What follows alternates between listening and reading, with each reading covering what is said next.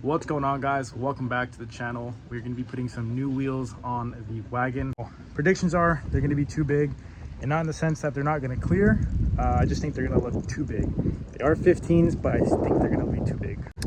So I already got excited and took the other wheels off, but these are the wheels. These are 15 by 8 plus 20 camber cats. Now I do think they are going to look kind of weird on here, especially since I'm used to seeing it on 14s. So I'm going to try these out since they have brand new tires. I just got the tires.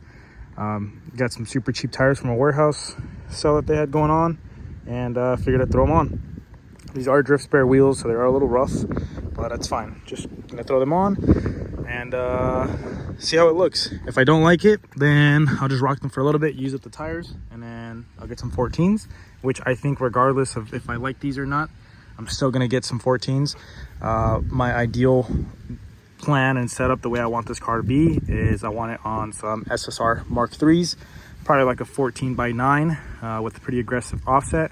I think that would be perfect for this car, but until I can find some and get them rebuilt, these will have to do in the meantime.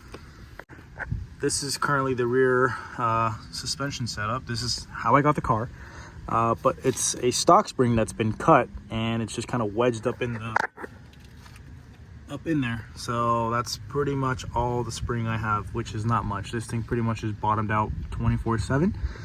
So once I get these wheels on, I'm gonna do a custom rear setup because this thing is driving me crazy. But I still want to drive the car around a little bit, so I don't want to fully take it apart, because once I take this car apart, all the interior is coming out and I'm gonna do a full custom rear setup, which is gonna take me a while. So right now I'm just trying to enjoy the car.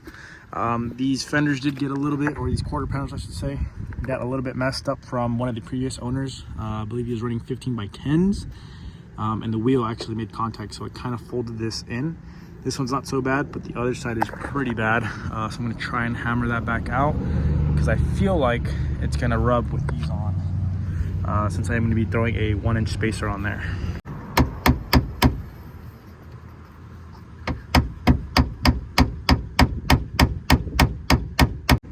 Everyone does it differently, but I find myself to be a little bit more comfortable with a hammer. All this was done before. This wasn't done right now with me. You can see there's rubber and all that from previous owners. But I find myself doing a better job with a hammer than with a fender roller. For some reason, I can't figure out how to use a fender roller. Not gonna lie, I'm pretty good with a hammer.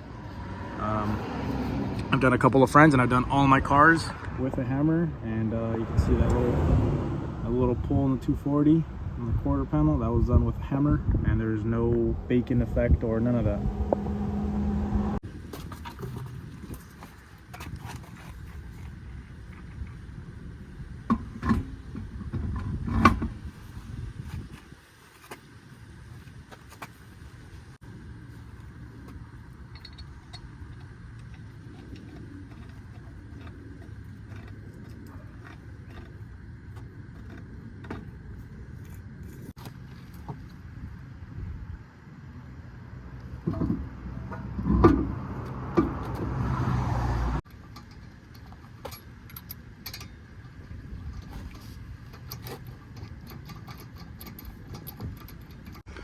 All right, they're on. They don't look too big. The tire does look kind of small though. I'm gonna lower this. This is what I'm scared about. Oh, that's perfect. That's money. Oh yeah, I could work with that. Oh yeah. Front is full low.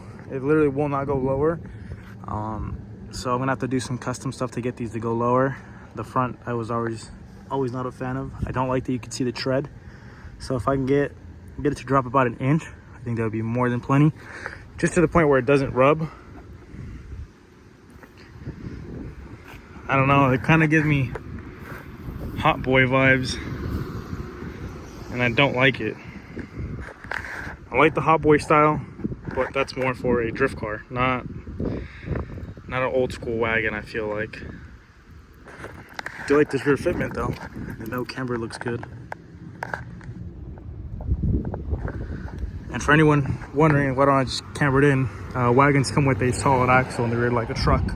So there is no adjustment unless you convert it to IFS or IRS, I should say, which I don't want to do because I'm not really a fan of negative camber. If I can just get the front to look like the rear, I would be set. That's all I want. But it's a good thing I can't go too low because then I'll smash everything under there. I still haven't raised the front subframe. I'm trying to get a spare subframe for this thing.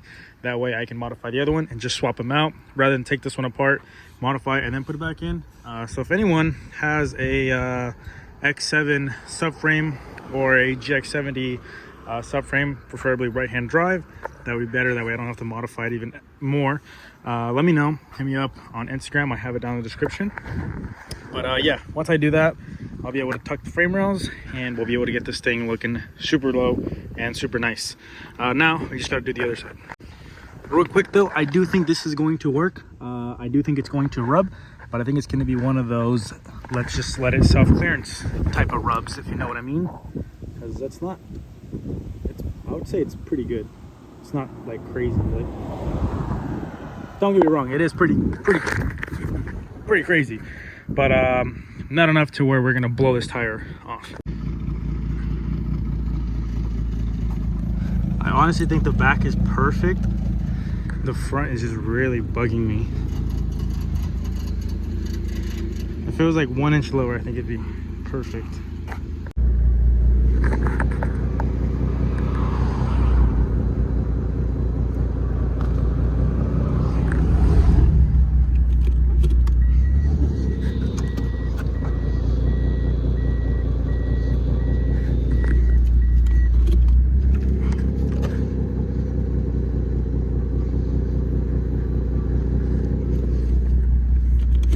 Free Fender roller. I don't know why you guys are paying 200 bucks. Look at that. No effort also.